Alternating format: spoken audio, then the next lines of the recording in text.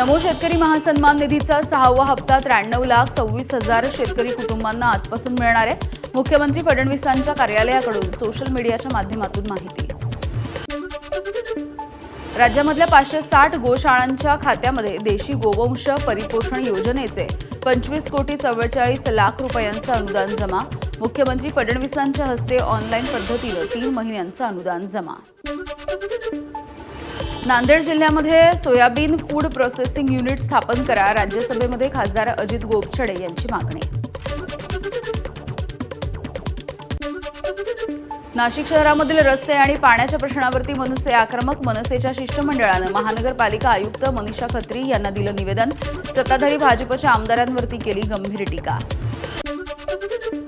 नाशिक शहरामधील सातपूर परिसरामध्ये पाणी टंचाई। ठाकरेंच्या शिवसेनेच्या शिष्टमंडळाने आयुक्तांना दिलं निवेदन। या संदर्भामध्ये भाजप आमदार सीमा हिरे यांनी घेतली महापालिका आयुक्तांची भेट।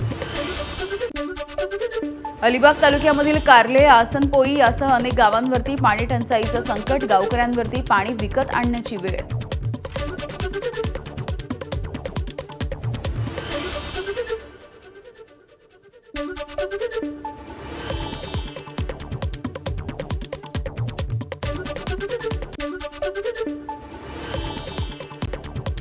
रायगड जिल्ह्यामध्ये ऑटो रिक्षा आणि टॅक्सीमध्ये भाडेवाढ। 1 एप्रिलपासून नवे दर लागू होणार आहेत। मीटर टॅक्सीमध्ये 2 रुपये तर ऑटो रिक्षाची 3 रुपयांनी भाडेवाढ। वाढत्या उष्णतेच्या पार्श्वभूमीवरती शालेय शाळांच्या वेळेत बदल करण्याचं परिपत्रक जारी। प्राथमिक आणि माध्यमिक शाळांची वेळ सकाळी 7 ते 11:15 वाजेपर्यंत करण्याचे आदेश। कोकण रेल्वेचं भारतीय रेल्वेमध्ये विलीनीकरण करण्याची प्रक्रिया केंद्रानं तातडीनं पूर्ण करावी। लोकसभेचे खासदार नरेश म्हस्के यांची संसदेत मागणी।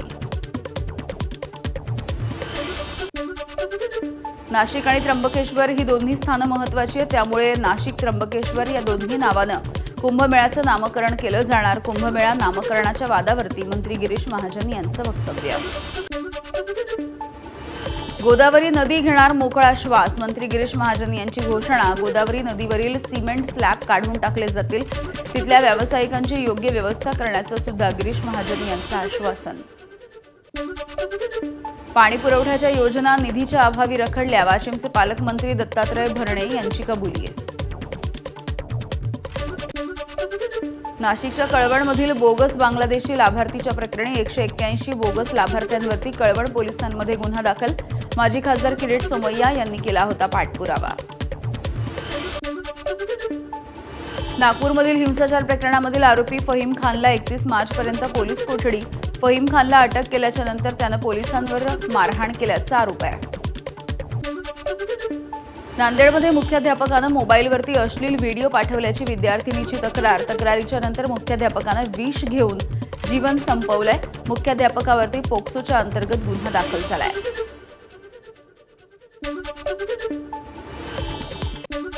पिंपरी चिंचवडमध्ये गुन्हेगाराकडून वाहनांची आणि काही दुकानांची तोडफोड। चिंचवड पोलीस स्टेशनच्या हद्दीमधला धक्कादायक प्रकार। या प्रकरणी पोलिसांनी एकाला ताब्यात घेतलंय। गोंदियाच्या देवळी तालुक्यामधल्या चिचगड परिसरामध्ये वाघाचा मृत्यू। कुजलेल्या अवस्थेमध्ये आढळला वाघाचा मृतदेह। वाघाचा मृत्यू नेमका कोणत्या कारणामुळे झालाय याचा तपास सुरू आहे।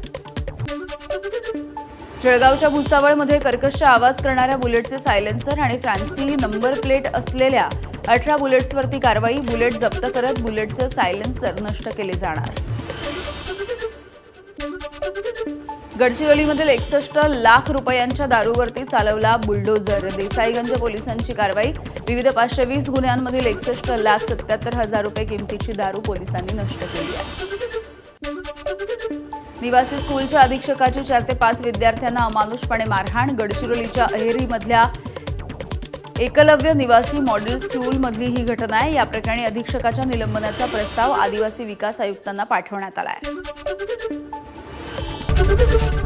एबीपी माझा, उघडा डोळे बघा नीट।